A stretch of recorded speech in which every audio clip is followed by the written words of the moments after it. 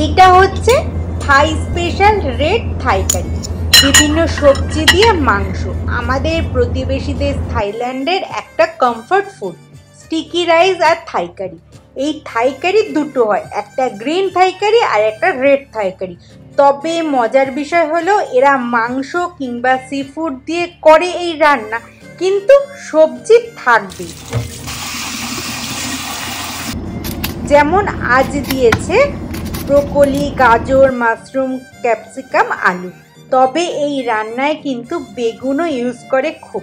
রান্নাটা হবে খুব তাড়াতাড়ি, তেমন লাগবে না মশলা।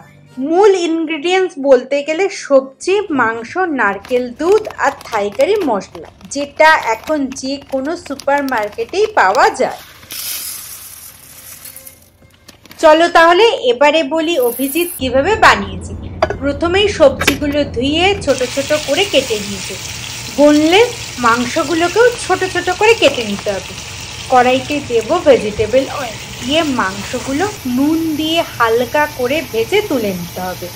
এবার ওই তেলেই বাকি সবজিগুলো হালকা সতে করে সাথে অ্যাড করব একটু বড় বড় করে কাটা পেঁয়াজ। এবার দেব ওই থাই কারি মশলাটা, একটু নাড়াচাড়া করে দিতে হবে নারকেল দুধটা পুরো ঢেলে। ভালো করে মিশিয়ে নিয়ে চিকেন ভাজা ছিল সেটাও দিয়ে দেব। সবশেষে দেব ক্যাপসিকাম, নয়তো একদম নরম হয়ে যাবে।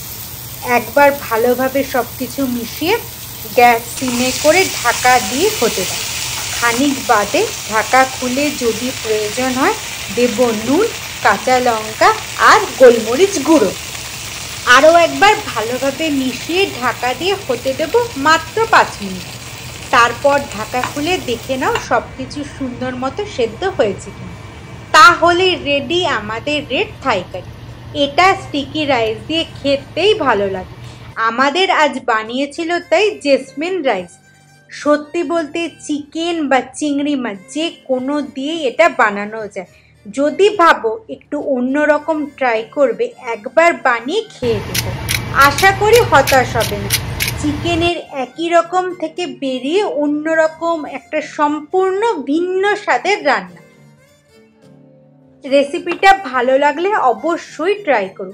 কেমন লেগেছে সেটাও জানিও। কেউ ট্রাই করলে ছবি শেয়ার করতে ভুললে চলবে না কিন্তু।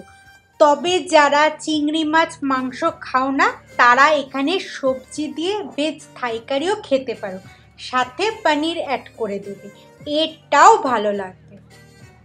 গরম গরম খাবারও আমাদের টেবিলে চলে এসেছে। বসে পড়ি তাহলে।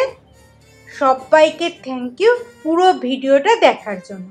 যদি সম্ভব হয় ভিডিওটা একটু শেয়ার করো। আজ তাহলে আসি, টাটা।